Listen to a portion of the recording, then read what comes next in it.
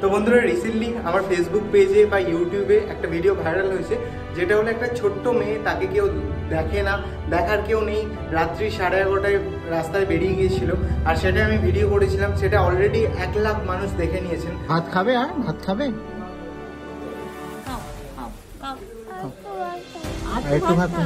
তো অনেকেই নিতে চাইছেন ওকে, অনেকেই জানতে চাইছেন যে এখন তার কি অবস্থা। সেই আপডেট ভিডিও দেওয়ার জন্যই আমি এই ভিডিওটা শ্যুট করছি। আমি এখন আছি কলকাতা, তো আমি ওই বদ্দিপুরে নেই, আর আমার বদ্দিপুরে বাড়িও নয়।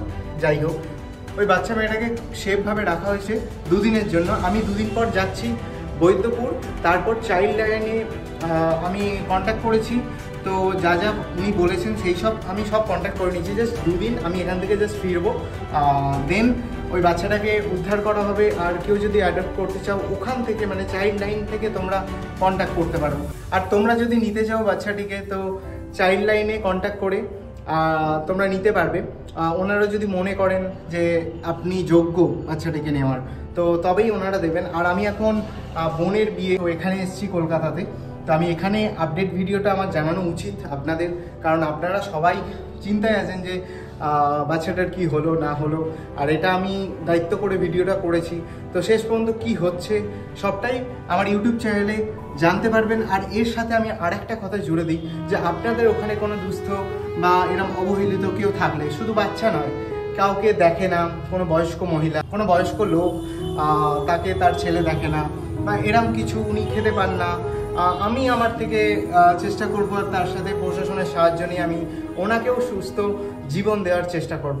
তো চাইলে সেই অ্যাড্রেস আমাকে শেয়ার করতে পারো, আর তোমাদের ফোন নাম্বার শেয়ার করতে পারো। এরকম কোনো ইনফরমেশন থেকে থাকলে আমি সেই জায়গায় গিয়ে উপস্থিত হব, আর ওনাকে আমি উদ্ধার করব। আর এটা করতে পেরে মানে আমার খুবই আনন্দ লাগছে। আমি রিসেন্টলি, আমি আজকে সকালেই ফোন করলো ওখান থেকে পাড়ার ছেলেটা, যে ধাত্রী গ্রাম থেকে কয়েকজন এসে নিতে এসেছে। তো ওখানে এই ভিডিওটা হওয়ার পর না বৈদ্যপুর গ্রামে একদম হই হই পড়ে গেছে, যে এতদিন সবাই চোখে দেখতো কিন্তু এতদিন কেউ নজর দেয়নি। আর এটা যদি আমি আগে জানতাম, কবেই বাচ্চাটা সুন্দর একটা জীবন পেয়ে যেত। তো এটা ভেবে খারাপ লাগছে, আর একটা ভেবে ভালো লাগছে, বাচ্চাটা একটা সুন্দর জীবন পেতে চলেছে। তো খুবই ভালো, আর সবটাই তোমাদের জন্য। এই ভিডিওটা 1 লাখ মানুষ দেখেছেন, আর প্রায় 2000 মানুষ কমেন্ট করেছেন যে আমি নিতে চাই, আমি ওকে সুস্থ জীবন দিতে চাই। একটা কমেন্ট করে তো খুবই ভালো লাগলো, যে বাংলাদেশ থেকে একজন মহিলা বলছেন যে আমার ছেলে আন্তর্জাতিক ক্রিকেটের সাথে যুক্ত, আমি ওকে আন্তর্জাতিক ক্রিকেট খেলাতে চাই, ক্রিকেট বা বিভিন্ন স্পোর্টসে খেলাতে চাই।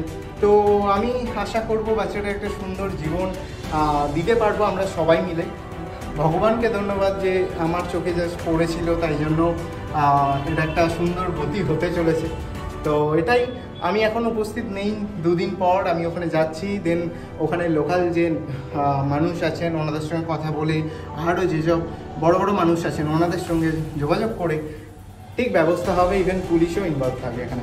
তো এই ভিডিওটা আর বাড়াচ্ছি না, এত মধ্যেই রাখছি। তো দেখা হচ্ছে আবারও কোনো এক নতুন ভিডিও নিয়ে।